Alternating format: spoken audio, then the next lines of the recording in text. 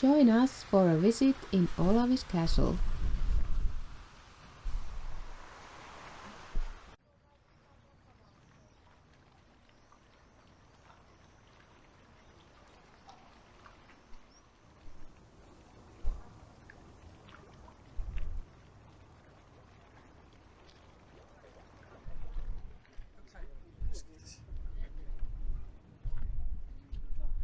Olavinlinna was built into a sparsely populated area.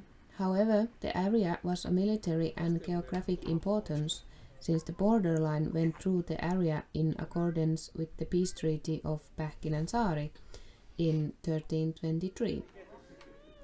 First it was a borderline between Sweden and Novgorod, later between Sweden and the Grand Duchy of Moscow.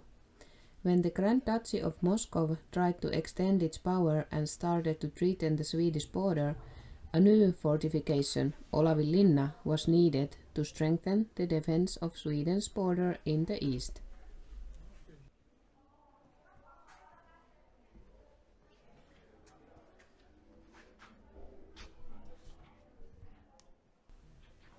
Olavinlinna was founded in 1475 by a Danish knight called Erik Axelsson Stott, who at the time served as a governor of Vyborg Castle. Building site for the castle was chosen from the point of view of defense. Steep rocky islet emerges from a strong stream at the meeting point of two waterways. It was difficult for the enemy to approach the castle, and the waterways could be used to transport building material to the islet.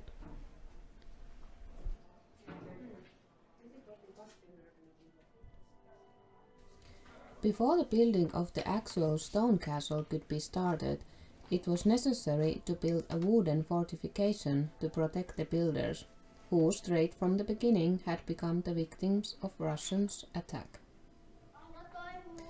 First, a so-called main castle was built.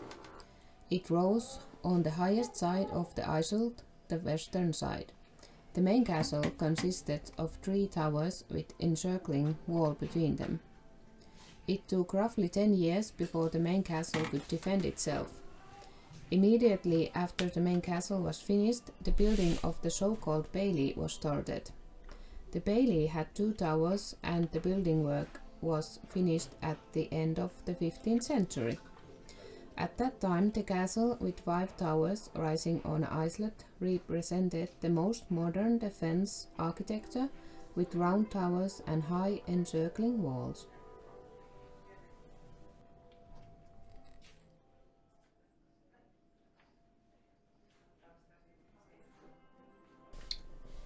The castle's ability to defend itself was put to test quite early. A war broke out in 1495, and the Russians made several attacks towards the castle. Also during the 16th and 17th century, the castle was a subject of numerous attacks. The effects of the Great Northern War were seen in the castle, and in the summer of 1714, the first change in the ownership occurred. When the castle capitulated to the Russians after the fierce siege, there was some disagreement over who actually owned the castle. Thus, in the peace treaty of Uusi Kaupunki in 1721, the castle was returned back to the Swedish. After many battles during the 18th century, the peace treaty in Turku in 1743 made Russia the owner of the castle. Russians took up expensive construction work in order to improve the castle's defense. Rectangular bastions are a proof of that period.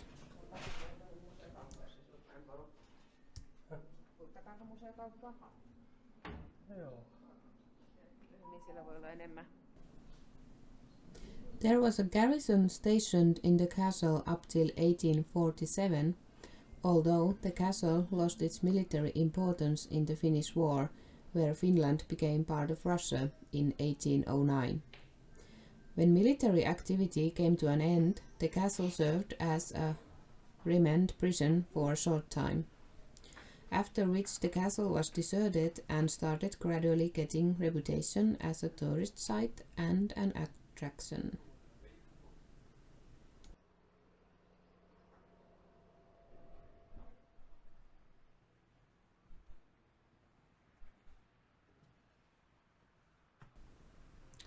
The throughout reparation of the castle became a burning issue during the 1870s, right after two bad fires had raged in the castle.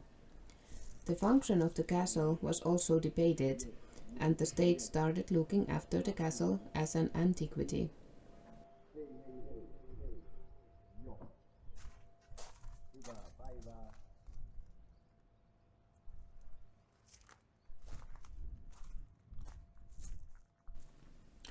Olavinlinna quickly developed into a significant tourist attraction and a popular location for festivities. In the summer of 1912, opera singer Aino Akte organized the first out of 5 opera festivals. They were the predecessors of the contemporary annual Savonlinna Opera Festival that started in 1967.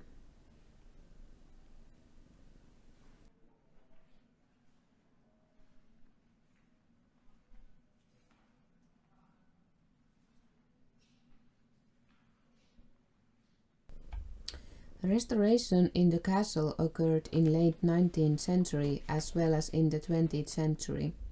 However, the latest large-scale restoration began in 1961 and was finished in 1975, just in time for the castle's 500th jubilee. After this, only small annual repairs have been necessary. Today, Olavinlinna is one of the most well-known sites in Finland, and many events are held inside its restored halls and rooms.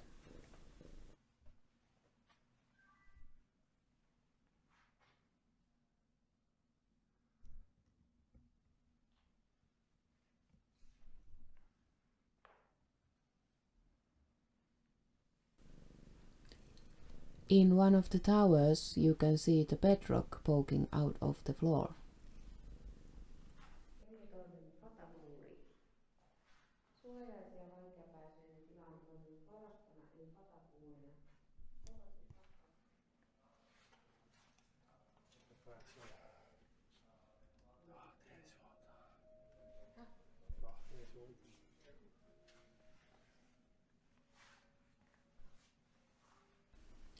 Legends like the maiden emerged into the castle wall, the black ram of the castle, secret passages, and the water spirit Vetehinen living in the stream are told in the castle. All of them are not quite true, but there might be a shred of truth in some of them, believe it or not.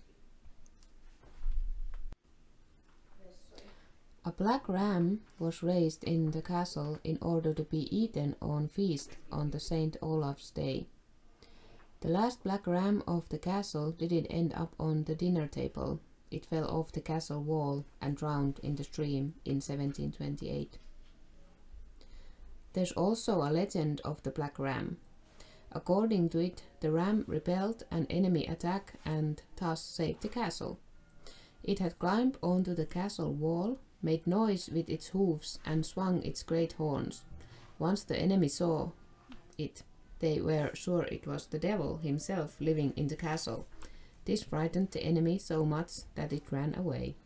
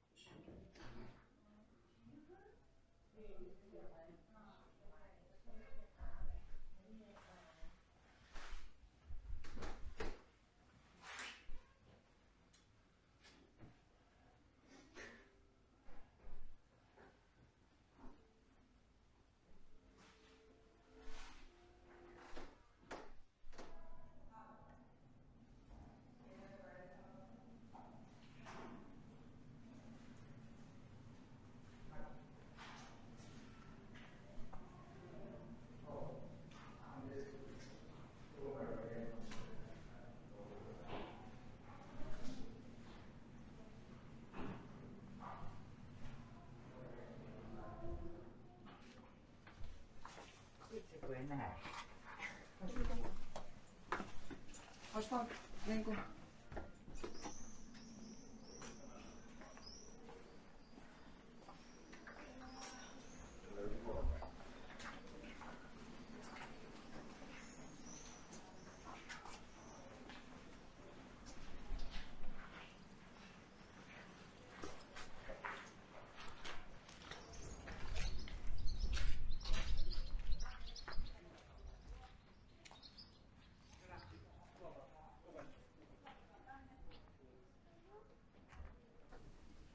the most well-known of all legends is the tale of a young maiden who was immersed alive into the castle wall as a punishment for treason. Later, a beautiful rowan tree started to grow at the location of her execution. The rowan tree had white flowers, which symbolized the girl's innocence, and red berries, red as the girl's blood. The story of the rowan tree and maiden became so popular that it inspired a ballad in the 1950s. The rowan tree doesn't exist anymore, but legend is still passed on from one generation to another.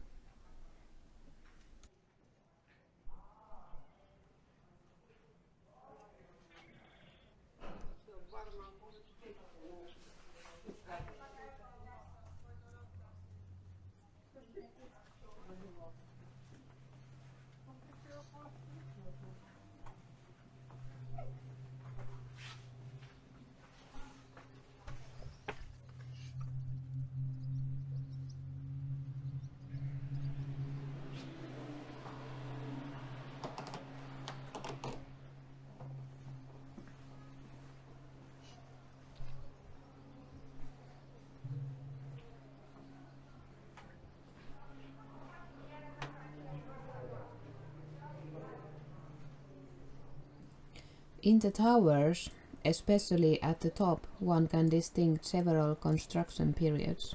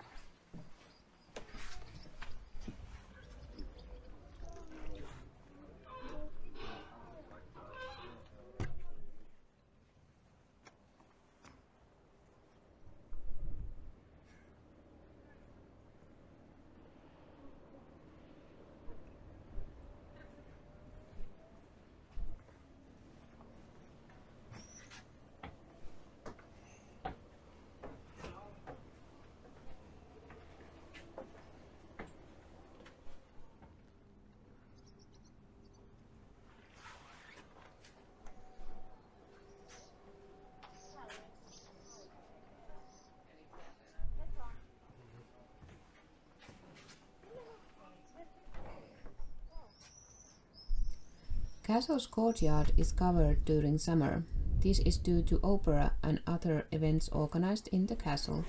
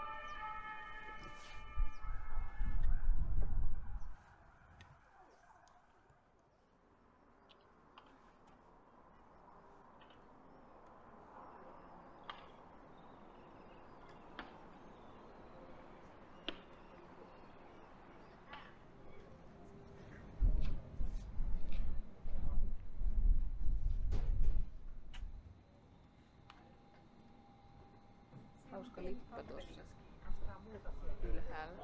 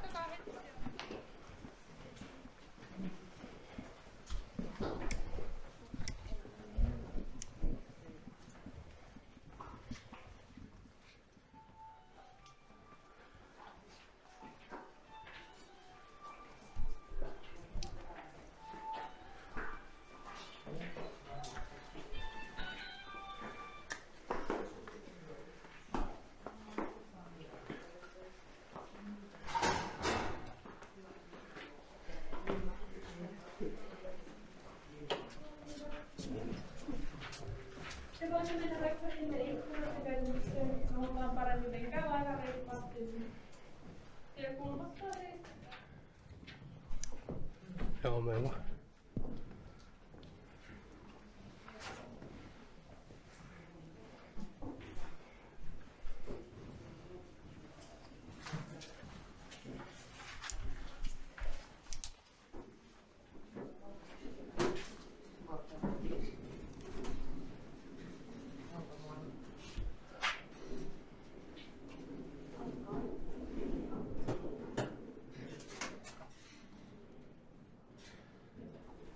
This is castle's courtyard where temporary opera stage and stand for the audiences have been built.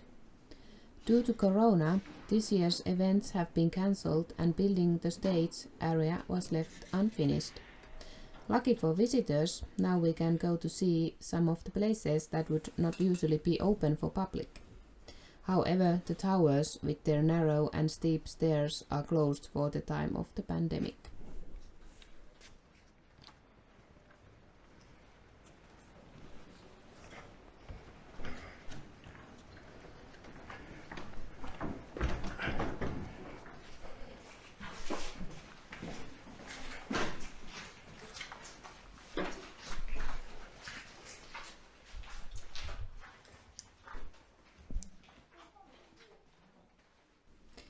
In 1790, Russian Alexander Suranov built an important addition to the castle to help it withstand in siege.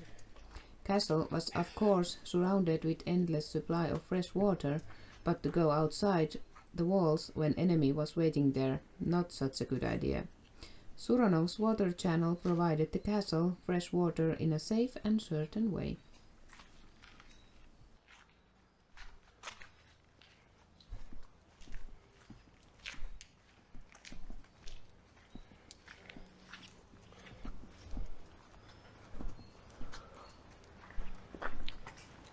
On ollut varmaan kiva metsäntekoveto, kuka hakoo tällä kertaa vettä.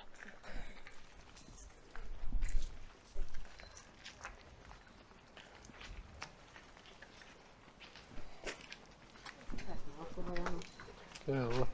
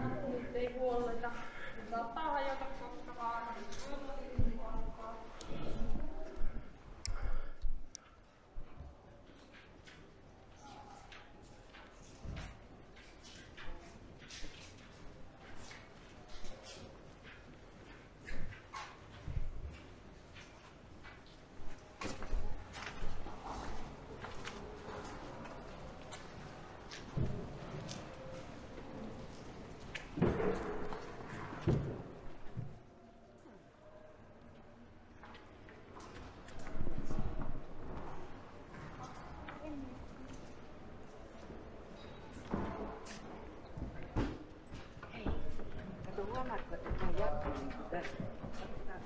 Tästä samaa pihaa. Tämä on.